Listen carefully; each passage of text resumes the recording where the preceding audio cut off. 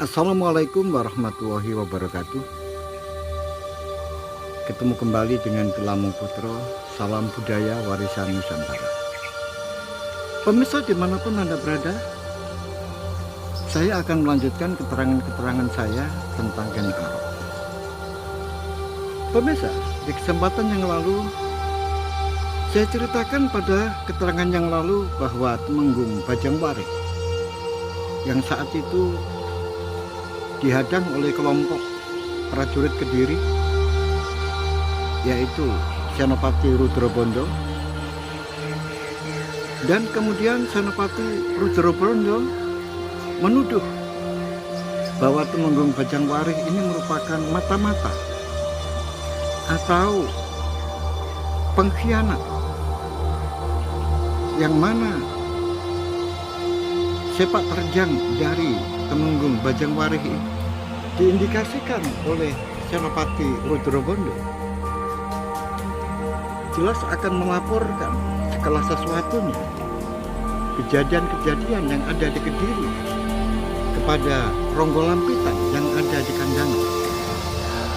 Nah, di tengah perjalanan dihadang oleh Senopati Rudrobondo, sehingga terjadi sebuah pertarungan yang tidak seimbang, karena Senopati Rudrobondo membawa puluhan orang, sedangkan Temenggung Bajangwaring hanya seorang diri. Tetapi berkat pertolongan dari orang yang tidak dikenal, maka semuanya bisa diselesaikan. Bahkan Senopati Rudrobondo melarikan diri dan seluruh anak buahnya mati. Orang itu adalah hantu laut. Oleh sebab itu, Temenggung Bajangwaring mengucapkan banyak terima kasih dan kemudian mengajaknya menuju ke Kandangan untuk bertemu dengan Ronggo Lampitan. Pemirsa dimanapun Anda berada, sekarang kita beralih ke Kediri. Pemirsa dimanapun Anda berada, di Kediri keadaan semakin panik setelah tertangkapnya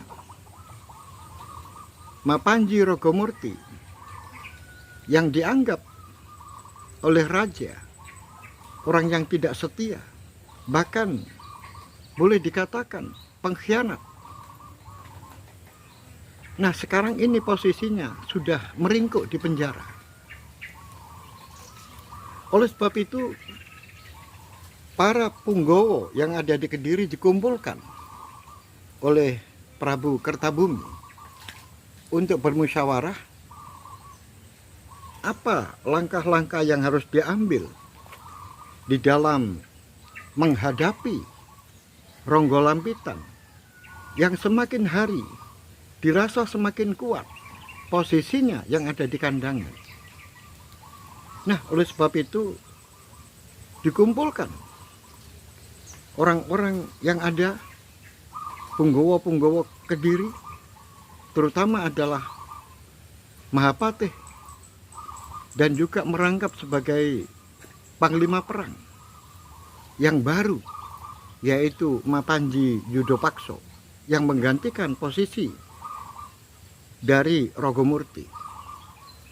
Di samping itu juga ada orang sakti, yaitu Temenggung Gubar Baleman, dan adiknya raja sendiri, yaitu Pangeran Mahesa Walungan, juga tidak kalah hebatnya apabila dibandingkan dengan yang lain, termasuk Temenggung Ronokusumo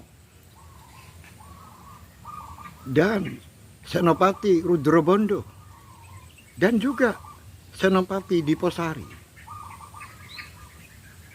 Tetapi kali ini, mengapa Temenggung Bajangwaring tidak kelihatan?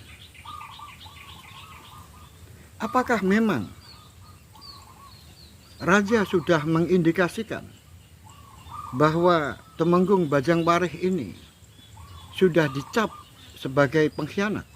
Akhirnya pertemuan itu dibuka oleh Sri Kertajaya untuk melakukan pembicaraan-pembicaraan. Tetapi sebelum acara ini membahas masalah-masalah penting, tiba-tiba ada prajurit yang datang yang mengabarkan kepada raja apabila Temenggung Bajangwarih datang. Oleh sebab itu raja memerintahkan kepada prajurit agar Temenggung Bajangwarih dipersilakan untuk masuk menghadap. Pemirsa dimanapun Anda berada, akhirnya Temenggung Bajangwarih menghadap raja dan ikut bergabung di dalam musyawarah itu. Tetapi musyawarah itu, sebelum membicarakan hal-hal yang penting, raja menanyakan tentang Temenggung Bajangwarih yang datang terlambat, mengabarkan bahwa keluarganya yang ada di Pare ada yang meninggal. Oleh sebab itu menyempatkan diri untuk melayat ke sana. Karena situasi dan kondisi keadaan di Kediri ini masih belum membaik. Oleh sebab itu Temenggung Bajangwarih memberikan alasan kepada raja yang biasanya apabila ada keluarga yang meninggal harus menginap selama 7 hari. Tetapi mengingat keadaan Kediri dan tugas-tugas penting yang ada di Kediri, akhirnya hanya cukup 2 hari. Kemudian dia minta pamit keluarga untuk kembali ke Kediri. Dan Temenggung Bajangwarih juga melaporkan kepada raja bahwa kemarin pada saat menuju ke Pare, dirinya dihadang oleh Rudrobondo dan prajurit-prajuritnya, kemudian menuduh dirinya sebagai pengkhianat. Nah, ini perlu saya luruskan. Pengkhianatan apa yang aku lakukan sehingga Rudrobondo mengatakan saya sebagai seorang pengkhianat?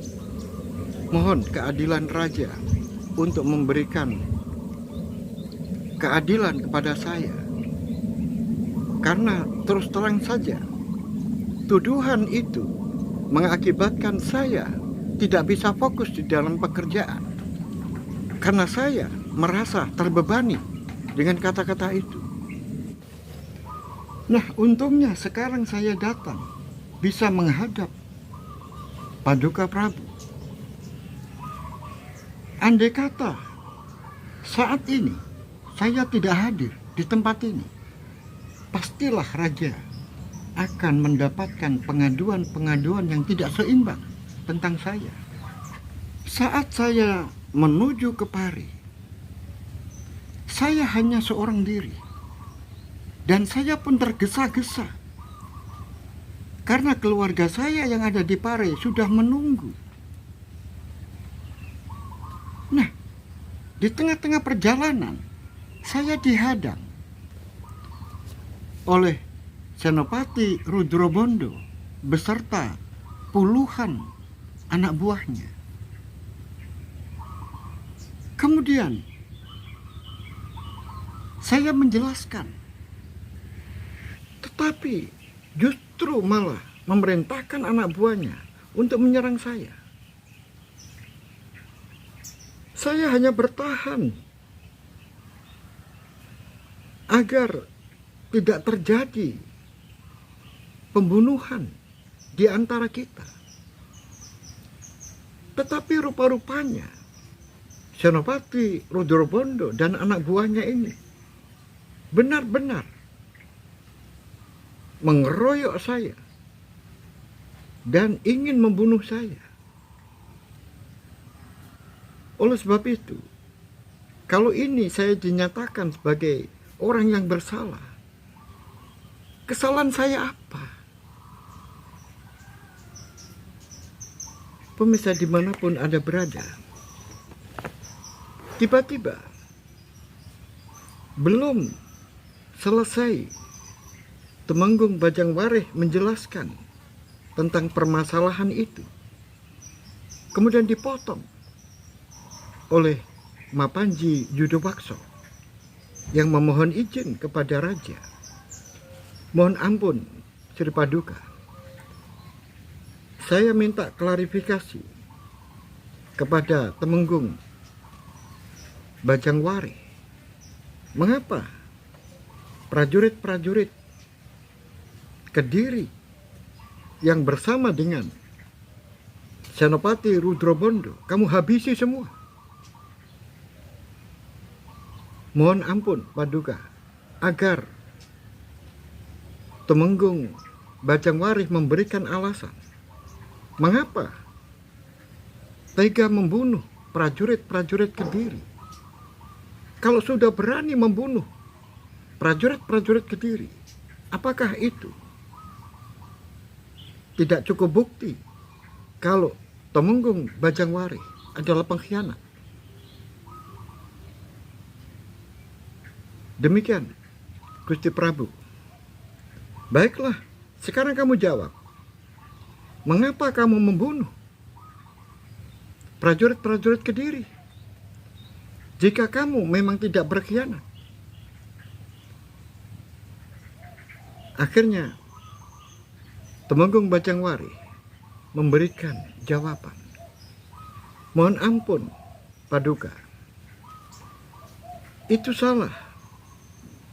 Sama sekali saya tidak melakukan pembunuhan. Senopati Rudrobondo lari meninggalkan anak buahnya, dan orang yang melakukan pembunuhan itu juga langsung menghilang, sehingga saya tidak sempat ketemu dengan orang itu. Nah, setelah itu saya melanjutkan perjalanan menuju ke Pari. Jadi itu tuduhan yang salah, bukan saya pelakunya. Apakah benar Senopati Rudrobondo apa yang dikatakan oleh Temenggung Bajangwarih? Mohon ampun Paduka, memang benar seperti itu. Nah, kalau begitu, mengapa kamu menuduh? Mengapa kamu menuduh Temenggung Bajangwarih melakukan pembunuhan terhadap prajurit-prajurit Kediri? Mohon ampun Paduka, saya mengira dan saya memastikan kalau orang itu adalah temannya Temenggung Bajangwarih. Tidak mungkin orang itu melakukan pembunuhan kemudian tidak ada hubungannya dengan Temenggung Bajangwarih.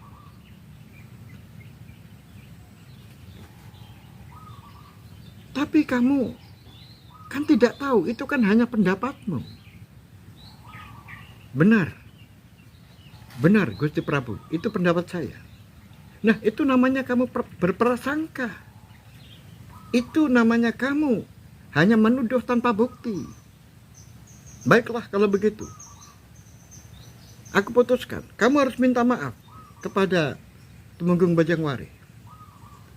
Pemirsa dimanapun Anda berada, akhirnya Senopati Rudrobondo dipaksa oleh Prabu Kertajaya untuk meminta maaf kepada Temenggung Bajangwarih yang tidak terbukti melakukan kesalahan. Akhirnya permasalahan sudah dianggap selesai dan sekarang rapat dilanjutkan. Akhirnya di dalam pertemuan itu diputuskan bahwa Mapanji Rogomurti harus dihukum mati, dan agar rakyat ini menjadi tahu dan akan menjadi jerah apabila melakukan pemberontakan terhadap raja, pembangkangan terhadap raja. Maka biar masyarakat tahu hukumannya jelas. Sekarang rakyat harus mengerti tentang siapa sebenarnya raja yang ada di Kediri ini. Oleh sebab itu aku putuskan agar Mapanji Rogomurti itu dihukum mati dengan diadu dengan macan. Biar nanti menjadi tontonan sekalian. Nah, kemudian langkah berikutnya, keputusan yang diambil oleh raja adalah membentuk segelar sepapan pasukan di Tumapel. Karena jarak antara Tumapel dengan kandangan ini sangat ideal, sehingga nanti apabila terjadi pertempuran penyerbuan ke kandangan, dicepet dengan dua pasukan besar yang datang dari dua arah. Nah, oleh sebab itu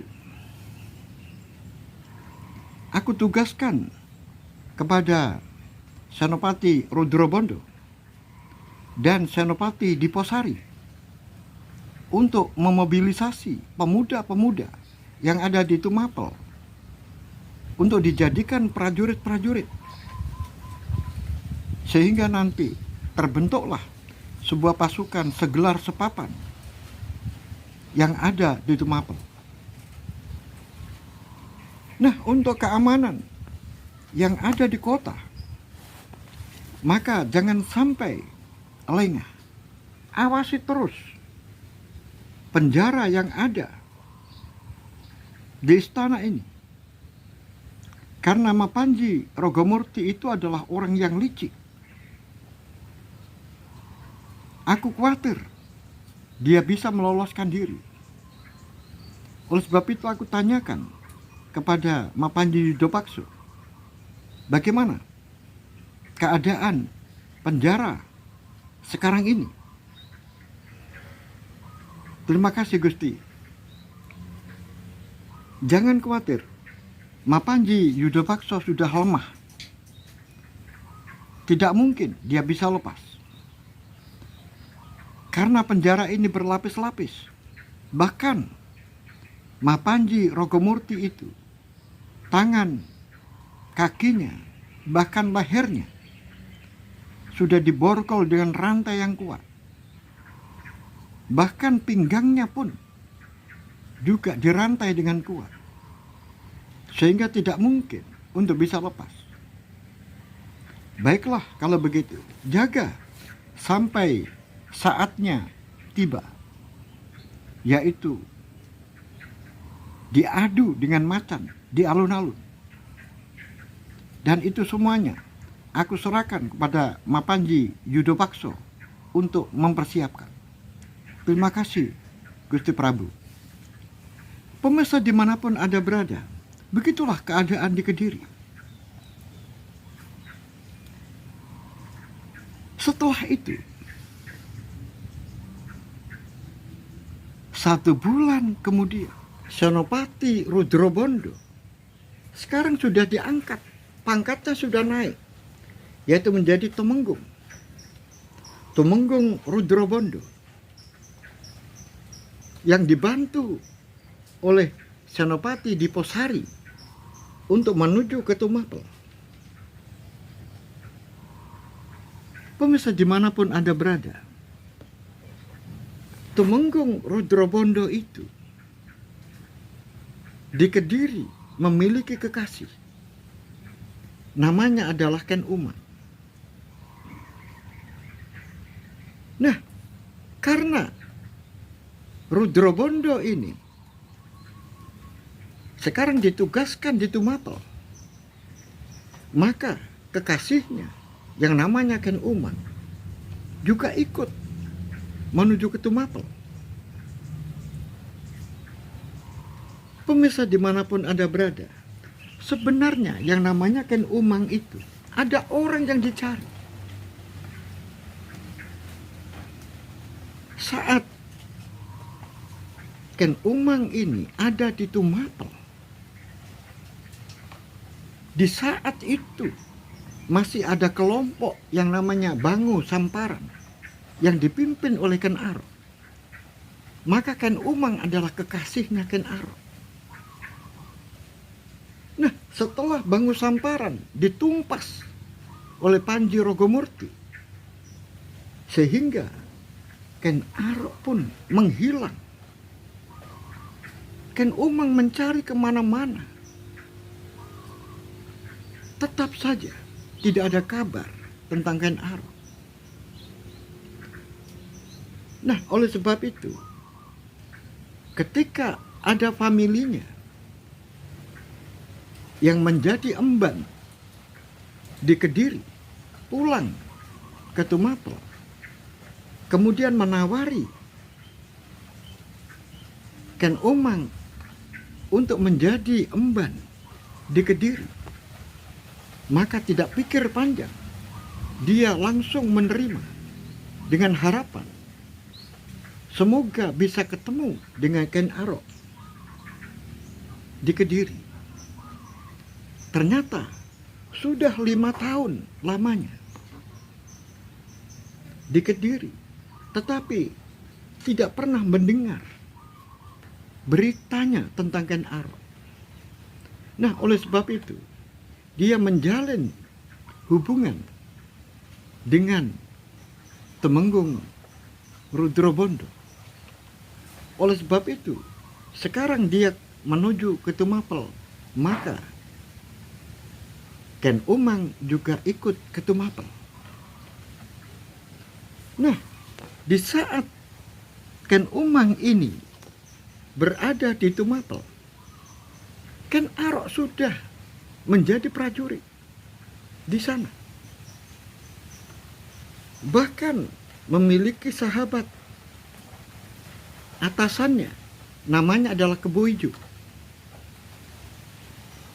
Nah, sekarang Ken Umang berada di Tumapel, sehingga sama. Nah, mengapa Ken Arok bisa menemukan Ken Umang? Dan mengapa Ken Umang bisa menemukan Ken Arok? Ini disebabkan karena Ken Umang sekarang sudah menjadi orang kaya. Saat di Kediri, dia bukan hanya sebagai seorang emban, tetapi dia adalah gundik dari Raja Sri Kertajaya, sehingga dia banyak mengumpulkan harta. Nah, sekarang harta-harta itu dibawa ke Tumapel, dan sekarang dia menjadi orang kaya dan cepat menyebar bahwa Ken Umang wanita cantik, belum punya istri, masih perawan, tetapi dia kaya raya. Nah, berita itu terdengar oleh Ken Arok. Akhirnya dicarilah yang namanya Ken Umang. Sehingga pada suatu ketika Ken Arok menuju ke rumah Ken Umang. Betapa terkejutnya Ken Umang.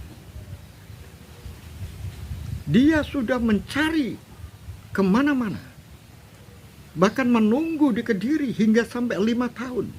Tidak ada berita. Nah, sekarang malah datang sendiri ke rumahnya. Oleh sebab itu, Ken Arok juga suka. Ken Umang juga sangat suka.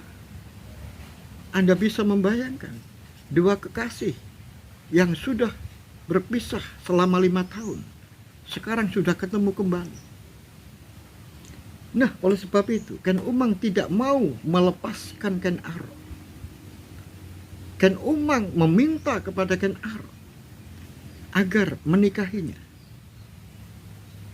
Nah, oleh sebab itu, dalam waktu yang tidak terlalu lama, akhirnya Ken Arok menikah dengan Ken Umang. Setelah Ken Arok menikah dengan Ken Umang, Maka diundanglah para pembesar, termasuk Senopati Diposari dan juga Temenggung Rudrobondo, sehingga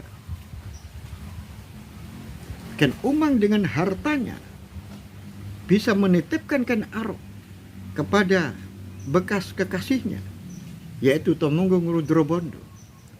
Sehingga sekarang posisinya Ken Arok berada di bawah dari Temenggung Rudrobondo. Kemana-mana diajak.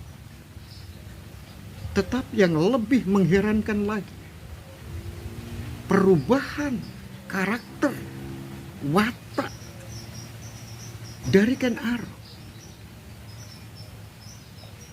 setelah mendapatkan pengetahuan dari gurunya, yaitu Pendeta Lohgawi. Ken Arok ini sudah berubah 100%. Pembicaraannya hati-hati,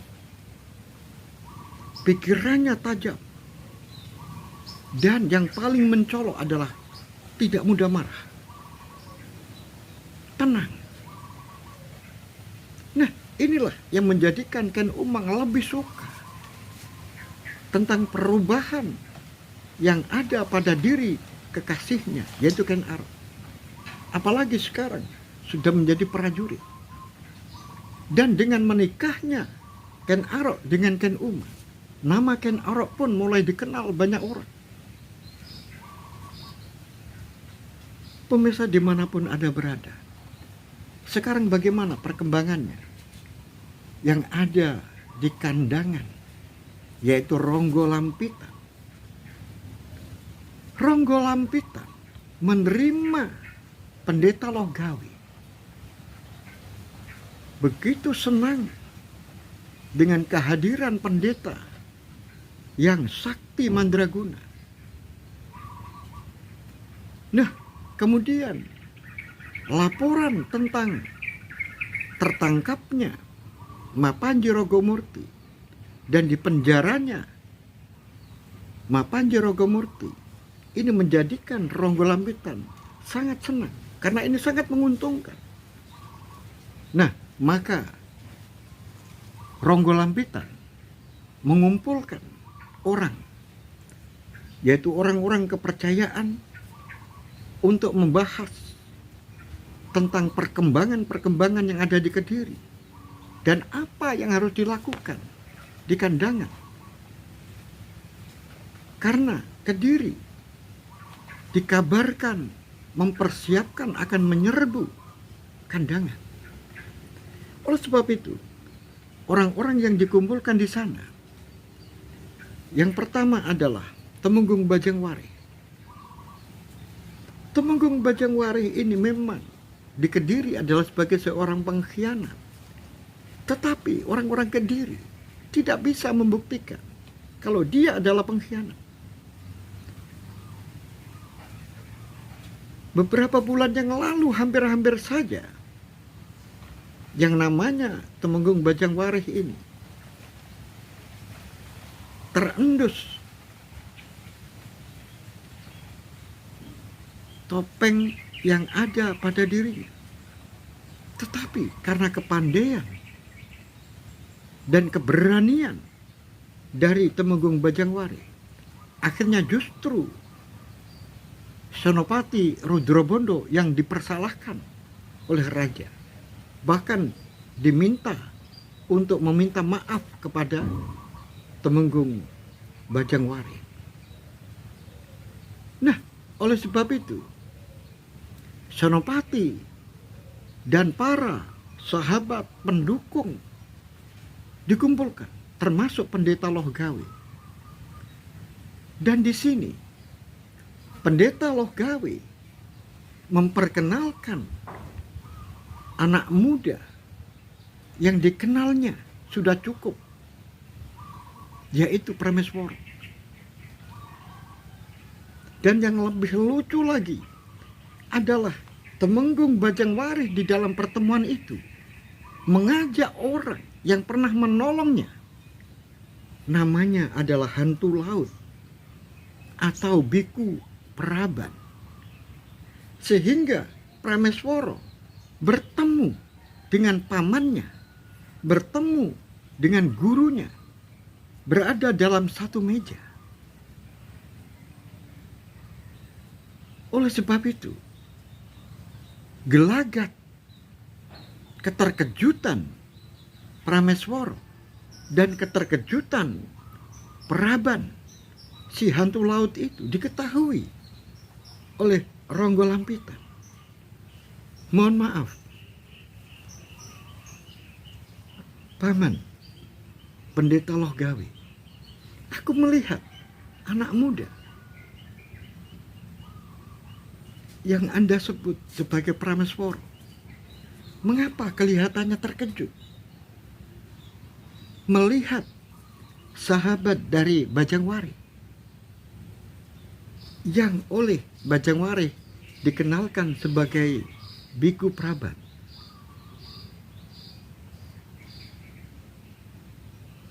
Aku ingin bertanya kepada kamu anak muda, mengapa kamu terkejut? Mohon maaf apabila perilaku saya ini menjadikan Ronggo Lampitan, penguasa kandangan ini, menjadi agak terheran-heran. Mengapa saya ketika ketemu dengan Biku Praban, si hantu laut itu, saya terkejut.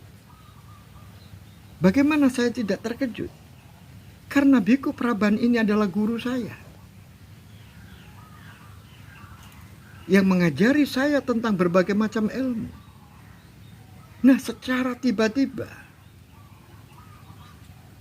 sekarang bertemu dalam satu meja tanpa diduga terlebih dahulu.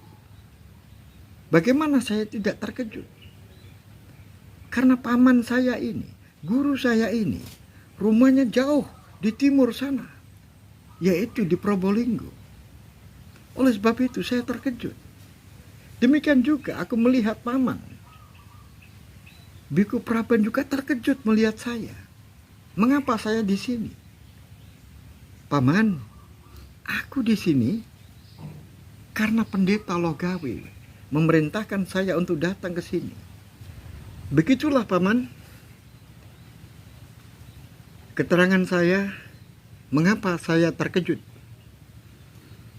setelah bertemu paman saya, yaitu Biku Praban, yang secara tidak diduga saya bisa ketemu satu meja di kandangan ini. Oh, begitu ceritanya. Luar biasa ini. Guru dan murid ada di dalam satu meja. Mohon ampun, Nak Ngger Ronggo Lampitan. Sebenarnya aku sudah tahu tentang siapa anak muda ini. Aku diberitahu oleh ibunya.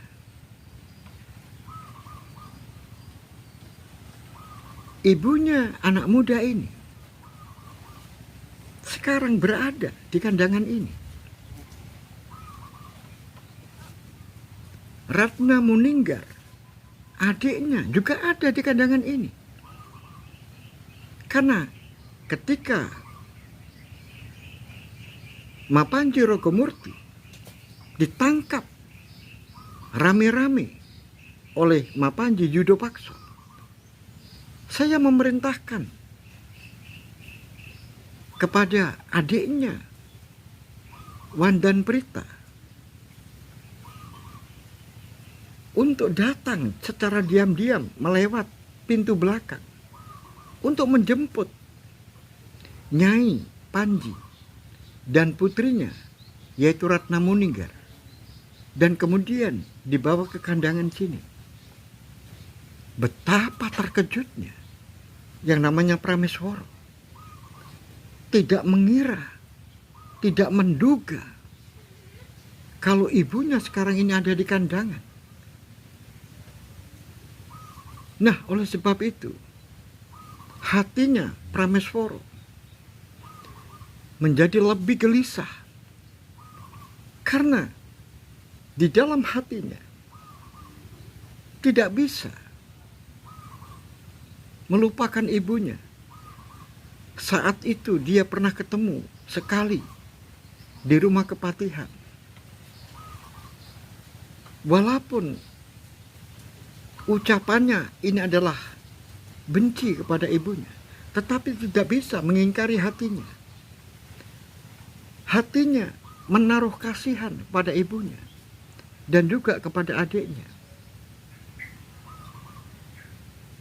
Nah, oleh sebab itu, di dalam pertemuan itu akhirnya diberitahukan oleh Temenggung Bajangwarih apabila tidak lama lagi akan terjadi sebuah pertunjukan, yaitu Mapanji Rogomurti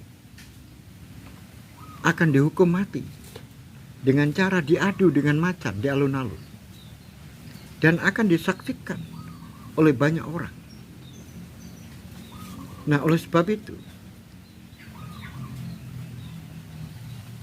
di dalam pertemuan ini, apakah ada usulan tentang Mapanji Rogomurti? Apakah perlu Mapanji Rogomurti ini kita bebaskan, kemudian kita bawa ke kandangan ini sebagai kekuatan yang mendukung kita? Akhirnya semuanya diam.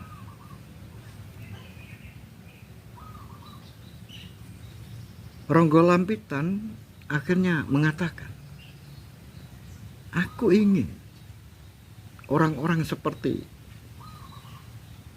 Mapanji Rogomurti, orang yang memiliki kompetensi tentang kemampuan ilmu tingkat tinggi dan kemampuan mengendalikan prajurit, ini ada di pihak kita. Tetapi yang menjadi pertanyaan, apakah dia mau? Kemudian nanti kalau kita tolong, kita bebaskan, apakah tidak menjadi sebuah dilema? Menjadi senjata makan tuan. Jangan-jangan dia nanti akan memusuhi kita. Sama saja seperti dulu. Tiba-tiba hantu laut mengatakan, wahai Ger Ronggo Lampitan, aku jamin aku yang akan membebaskan dan aku yang akan mengarahkan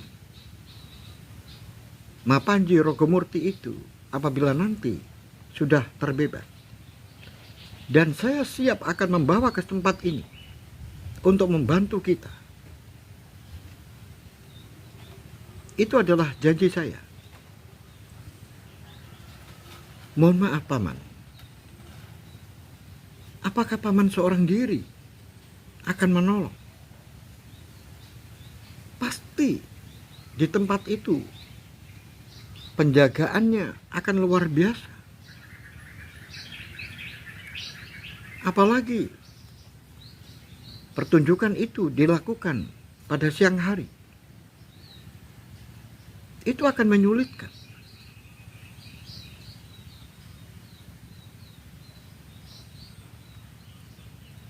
Terus bagaimana rencana Paman untuk bisa membebaskan Mapanji Rogomurti? Aku tidak seorang diri. Berikan aku teman, yaitu murid saya, Prameswara. Dan juga berikan saya teman, orang yang mengacaukan di istana, yaitu Temenggung Bajangwarih. Cukup bertiga, selesai. Karena situasi apabila di istana itu kacau, kemudian kerangkeng dan macan sudah ada di dalam, kemudian sudah ada di alun-alun, kemudian Mapanji Rogomurti dikeluarkan dari penjara, kemudian dimasukkan ke dalam kerangkeng. Nah, di saat itulah agar istana itu dibakar, sehingga kekacauan itu akan terjadi dan semua perhatian prajurit pasti akan memadamkan api yang berkobar di istana. Nah, di saat-saat telinga itulah kita bebaskan Mapanji Rogomurti. Begitu rencananya. Wah, luar biasa. Kalau begitu sudah saya serahkan kepada paman bertiga. Pemirsa dimanapun Anda berada, bagaimanakah kelanjutan cerita ini? Mampukah hantu laut dan Prameswara membebaskan Mapanji Rogomurti? Oleh sebab itu, ikuti terus cerita ini sampai selesai. Akhirul kalam, billahi taufiq wal hidayah, waridha wal inayah. Assalamualaikum warahmatullahi wabarakatuh. Salam budaya warisan Nusantara.